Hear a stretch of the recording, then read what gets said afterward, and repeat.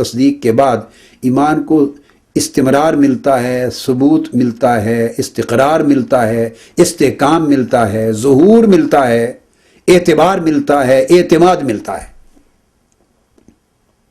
وہ اطاعت ہے۔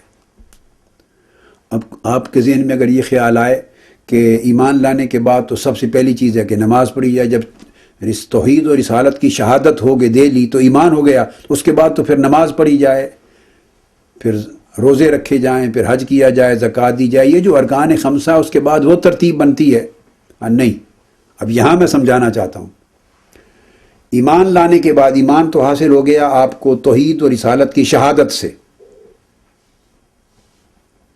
اب ارکان ایمان میں پہلی چیز ہو گئی توحید و رسالت کی شہادت، یا ایھا الذین آمنو، کہ آپ مخاطب بن گئے، اہل ایمان، آپ ایمان والوں میں شامل ہو گئے جب توحید و رسالت کا اقرار کر لیا، اس کی شہادت دے دی زبان اور قلب سے۔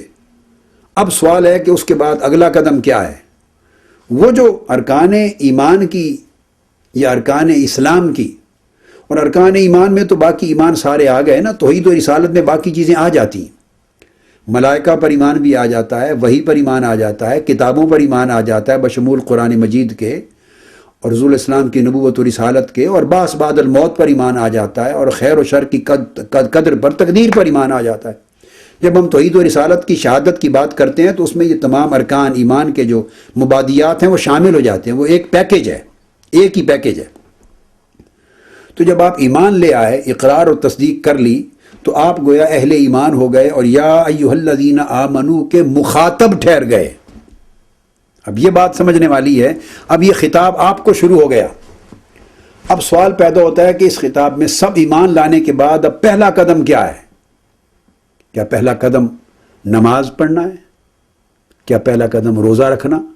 ہر چند کے حدیث پاک میں جو صحیح بخاری اور صحیح مسلم میں آئی ہے حدیث جبرائیل، جس میں ارکان ایمان اور ارکان اسلام کا ذکر ہے، اس میں توحید و رسالت کی شہادت کے بعد اقامت صلاۃ ہے، ایتاء زکوٰۃ ہے، پھر صوم رمضان ہے اور حج ہے۔ مگر یاد رکھ لیں کہ وہ ایمان کی تفصیل اور اسلام کی تفصیل میں آقا علیہ الصلوۃ والسلام نے ان پانچ چیزوں کو بیان فرمایا ہے۔ جب سوال ہوگا کہ ایمان لانے کے بعد سب سے پہلا فرض کیا ہے مسلمان کا، سب سے پہلا فرض، تو وہ تنہا نہ نماز ہے، نہ روزہ ہے، نہ حج ہے، نہ زکوٰۃ ہے۔ یہ سارے فرائض کسی ایک فرض کے نیچے آتے ہیں، کسی ایک فرض کے دائرے میں آتے ہیں، کسی ایک فرض کے پیکج میں آتے ہیں۔ وہ کیا فرض ہے؟ وہ یہ جو اس آیت کریمہ میں بیان ہوا کہ اے ایمان والو، اب اگر تم ایمان والا رہنا چاہتے ہو، مسلمان رہنا چاہتے ہو، تو پھر اللہ اور اس کے رسول کی اطاعت کرو، یعنی اللہ اور اس کے رسول کا حکم مانو۔ جب اللہ اور اس کے رسول کا حکم ماننا، جب اس کو آپ نے قبول کر لیا تو اسی حکم میں ہی تو نماز کا حکم آ گیا۔ اللہ کا اور اس کے رسول کا حکم کیا ہے؟ نماز قائم کرو۔ تو یہ اطیعوا اللہ، اطاعت کرو اللہ کی اور اطاعت کرو رسول کی۔ جب آپ نے ایمان کے بعد پہلا قدم یہ اٹھایا تو اسی قدم کے اندر ہی تو وہ سارے چاروں قدم شامل ہیں۔ اللہ رسول کا حکم یہی تو ہے کہ نماز پڑھو، روزہ رکھو، حج کرو، زکوٰۃ دو، پھر اسی طرح اعلیٰ ازل قیاس، پھر باقی حلال کو اپناؤ، حرام کو اپناؤ، پھر اس کی تفصیلات چلتی چلی جاتی ہیں۔ یہ سارا کچھ جو فرائض دین میں آ جاتا ہے اور بقیہ ارکان اسلام میں آ جاتا ہے، یہ سارا کچھ در حقیقت اطاعت الہی اور اطاعت رسول کے کیپشن کے نیچے ہے، اطاعت الہی اور اطاعت رسول کے عنوان کے نیچے ہے، اطاعت الہی اور اطاعت رسول کے امبریلا کے نیچے ہے۔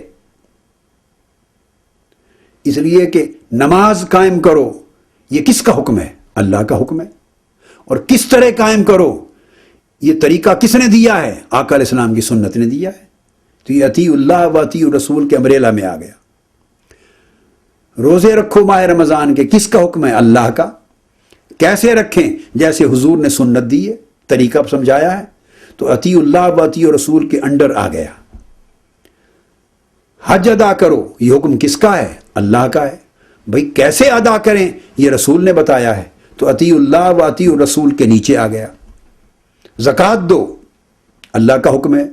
کون زکوٰۃ دے، کب زکوٰۃ دے، کتنا زکوٰۃ دے، کس کس چیز پر زکوٰۃ دے، بھائی وہ ساری چیز اس طرح کرے جو رسول پاک صلی اللہ علیہ وسلم نے بتائی ہے، تو اطیع اللہ و اطیع رسول کے نیچے آ گیا۔ تو اگر آپ ایمان کے فوری بعد حکم اطاعت کو نہیں رکھتے تو آپ تو نماز بھی نہیں قائم کر سکتے،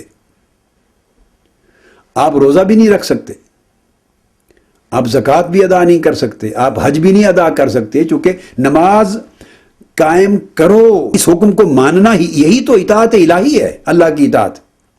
اور پھر جب آپ نے اللہ کی اطاعت قبول کر لی کہ ہاں اللہ کا حکم مانتے ہیں، نماز پڑھتے ہیں، تو بس آپ تو یہاں آ کے سٹک اپ ہو گئے، قبول کر لیا ہاں باری تعالیٰ اقیم الصلاۃ تیرا حکم ہے، نماز پڑھتے ہیں، مان لیا، اب آگے کیسے پڑھیں؟ آپ کھڑے ہو گئے، اللہ کا حکم مل گیا کہ نماز پڑھو، آپ تو سٹک اپ ہو گئے۔ اب نماز کہتے کسے ہیں؟ تو کیا پورے قرآن میں اللہ تبارک و تعالیٰ نے تو کہیں نہیں فرمایا کہ اس طرح اللہ اکبر کہہ کے سبحانک اللہم و بحمدک و تبارک اسمک و تعالی جدک شروع کرو ثنا، پھر سورہ فاتحہ پڑھو، پھر قرآن مجید کی آیات پڑھو، پھر رکوع کریں، پھر قوما کریں، کھڑے ہوں، سمیع اللہ لمن حمدہ کہیں، پھر سجود میں جائیں، پھر اٹھیں، پھر دوسرا سجدہ کریں، پھر دوسری رکعت کریں، کہیں 2 فرض پڑھیں، کہیں 4 فرض پڑھیں، کہیں 3 فرض پڑھیں۔ تو اللہ تبارک و تعالیٰ نے تو پورے قرآن مجید میں کہیں نہیں فرمایا، اور اللہ کا حکم تو قرآن میں ہی ہے۔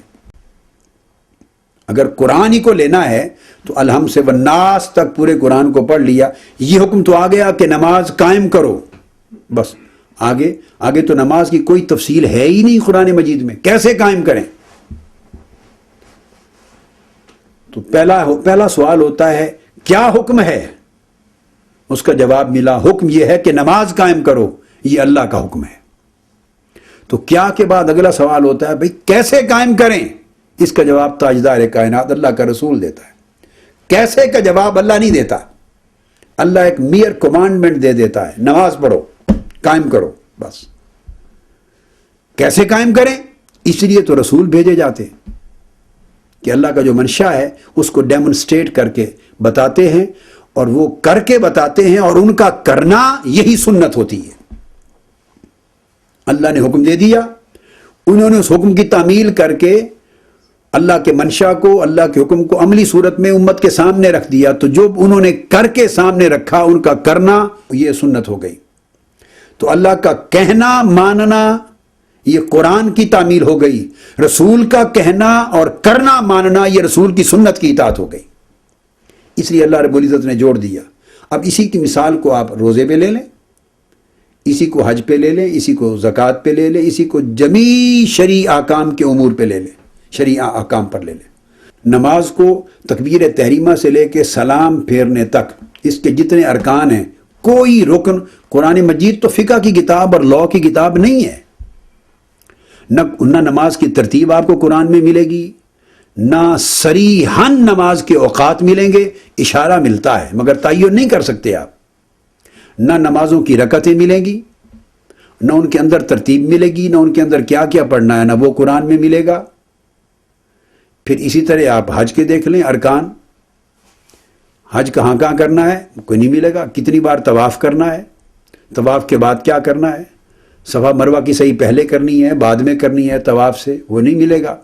پھر اس کے بعد کس تاریخ کو مزدلفہ پہنچنا ہے، اس سے پہلے کس تاریخ کو عرفات پہنچنا ہے، کس تاریخ کو کتنی دیر ٹھہرنا ہے، کب چلنا ہے، مزدلفہ دن کو قیام کرنا ہے یا رات کو قیام کرنا ہے، اللہ صبح نکلنا ہے یا نہیں نکلنا، پھر مینا پہنچنا ہے، کتنے دن مینا ٹھہرنا ہے، قربانی کس دن کرنی ہے، احرام کس دن باندھنا ہے، کس دن چھوڑنا ہے، یہ سارے مناسکی کا نام تو حج ہے نا، یہ ارکان حج ہیں، مناسک حج ہیں، ان میں سے کسی منسک اور کسی حکم کی تفصیل آپ کو قرآن مجید میں نہیں ملے گی۔ تو ذی الحج کا مہینہ مل گیا اور قرآن میں حج کرنے کا حکم مل گیا، اور کعبے کا طواف کرو۔ اب طواف کی حیت اور شکل کیا ہے وہ بھی نہیں ہے، شروع کہاں سے کرنا ہے، ختم کہاں سے کرنا ہے۔ تو گویا آپ کوئی روئے زمین کا کوئی باشندہ حج ہی نہیں کر سکتا جب اطیع الرسول حضور علیہ السلام کی اطاعت یعنی آپ کی سنت کو اپنے سامنے نہ رکھے۔ تو پہلے نماز کی بات میں نے عرض کر دی، پھر میں نے حج کی بات عرض کر دی، اب روزے پہ آ جائیں۔ اللہ نے فرما دیا کتب علیکم الصیام کما کتب علی الذین من قبلکم،